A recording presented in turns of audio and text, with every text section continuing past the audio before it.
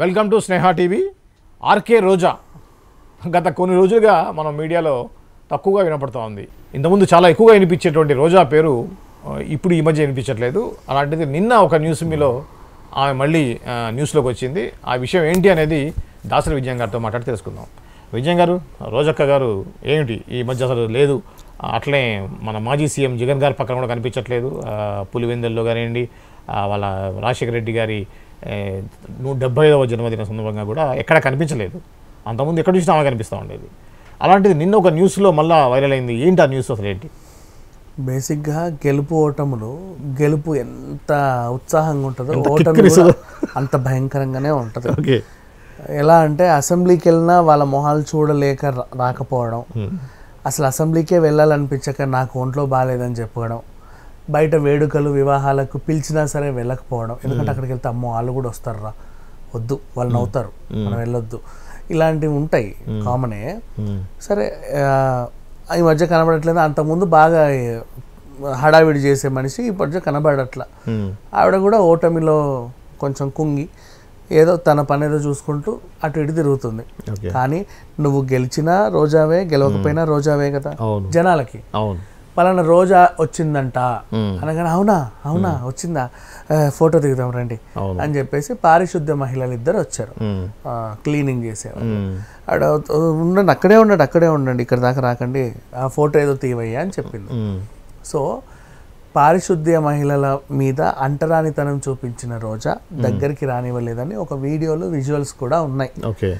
ఇక్కడ నేను రోజాకే సపోర్ట్ చేయాలనుకుంటున్నాను, సీరియస్లీ చెప్పాలి అనుకుంటున్నాను. ఎందుకు అంటే కొంతమంది ఉంటారు, ఎవరైనా సరే వాళ్ళని ముట్టితే వాళ్ళు అంటే నా పర్మిషన్ లేకుండా నన్ను ముట్టుకోలేవు నువ్వు, అదొక చిరాకు ఉంటుంది, చాలా మందికి ఉంటుందండి, అది కామనే. ఈ ఎపిసోడ్స్ లో బోల్డ్ అంత మందిని ఎగ్జాంపుల్స్ గా తీసుకోవచ్చు. ఎన్టీఆర్ ఘాటి దగ్గర జూనియర్ ఎన్టీఆర్ కూడా బలవంతంగా ఒకటి వచ్చి బొకే ఇచ్చి అని అంటే తోసేసాడు. అవును, నా పర్మిషన్ లేకుండా నా టెరిటరీ, నా పరిధిలోకి వచ్చి నువ్వు నన్ను కౌగలించుకోలేవు, నా చేయబట్టి లాగలేవు, నా మీద భుజం మీద చేయలేవు, నన్ను ముట్టుకోలేవు. అది ఒక టైప్ ఆఫ్ ఇరిటేషన్ చాలా మందికి ఉంటుంది. అందుకు మెగాస్టార్ చిరంజీవి గారు కూడా ప్రజారాజ్యం పార్టీ టైంలో ఒక అతను వచ్చి షేక్ హ్యాండ్ ఇస్తే అతను వెళ్ళగానే శానిటైజర్ పెట్టి క్లీన్ చేసుకున్నాడు. అప్పుడు ఒక ప్రముఖ ఛానల్ దాన్ని పదే పదే చూపించేసి ఇంత చిన్న చూప ఇలాంటి వాళ్ళంటే అన్నారు. అదే దాన్ని మళ్ళీ చిరంజీవి గారు ప్రస్తావించారు. నేను గతంలో చేస్తే ఇలా అన్నారు, ఈరోజు కరోనా వచ్చి ప్రతి ఒక్కళ్ళు శానిటైజర్ పెట్టుకోమంటున్నారు, ఇప్పుడు వస్తుంది, అది ముందే జాగ్రత్త తీసుకుంటే బాగుంటుంది అప్పట్లో అని అన్నారు. ఇక్కడ కూడా నేను చిరంజీవి గారు కూడా సపోర్టే చేస్తాను. విషయం ఏంటంటే అప్పట్లో కరోనా కాదు, కరోనా కంటే ముందు ఆంథ్రాక్స్ పౌడర్ అని ఒకటి వచ్చింది. ఆ పౌడర్ ఒంటి మీద పడితే స్కిన్ సంబంధించిన ఎలర్జీ వస్తుంది. కొంతమంది పని కట్టుకొని వాళ్ళకి పడనోళ్ళో లేకపోతే ఇంకెవరికో అది అంటించే ప్రయత్నాలు కూడా చేశారు. ఆ టైంలో అప్పుడు కొరియర్ మీద బాగుండే, కొరియర్స్ వస్తున్నాయి, కొరియర్ పౌడర్ జల్లు ఉంటుంది అనేది వస్తుంది, లెటర్ వస్తుందండి, వచ్చిందని చెప్పి అయిపోయింది. సో ఆ టైంలో ఆ సిచ్యువేషన్లోనే ఆయన ప్రజారాజ్యం పార్టీ పెట్టడం జరిగింది. ఆ కాలమే అది, కరోనా ముందు జరిగిన ఆంథ్రాక్స్ కాలం అది. HIV ఎయిడ్స్ గురించి అవగాహన కల్పించిన తర్వాత కరోనాకి ముందు ఆంథ్రాక్స్ అనేది ఒకటి వచ్చింది. ఆ టైంలో అలా జరిగింది, అందుకని చెప్పి రానిలా. ఇకపోతే ఇప్పుడు రోజా విషయానికి కూడా వద్దాం. ఏమో ఎవరు దగ్గరకు వచ్చి ఎవరేం చేస్తారో తెలియదు కదా. నేను ఓడిపోయి ఉన్నా, నువ్వు మేడం అని ఫోటో దిగడానికి వచ్చి ఇట్లా పక్క నుండి నన్ను ఏమన్నా చేస్తే, ఏ సూదో గుచ్చితే, ఇంకేమన్నా చేస్తే తెలియదు. అండ్ అసలు నువ్వేం చెయ్యవులే, నువ్వు మంచిదానివే, హైజీన్ ఉంటాం, తప్పు కాదుగా. ఈవెన్ పర్సనల్గా చెప్పాలంటే నాకైనా సరే నా పర్మిషన్ లేకుండా నన్ను ఎవరైనా ముట్టితే నాకు చిరాకు. నాకు తెలియాలి నా వెనక ఎవరున్నారు, నా ముందు ఎవరున్నారు. ఇప్పుడు వెనకాల ఎవరైనా అటు ఇటు తిరుగుతున్నా కూడా నేను అక్కడ ఉండను, అటు వెళ్ళిపోతా. ఉండకూడదు, అది ఒక టైప్ ఆఫ్ చిరాకు ఉంటుంది, అది కామన్, అది వ్యక్తిగతం. అందుకనే జనాలకు కూడా వెళ్ళను నేను ఎక్కువ జనాలు ఉన్న చోటుకి వెళ్ళను.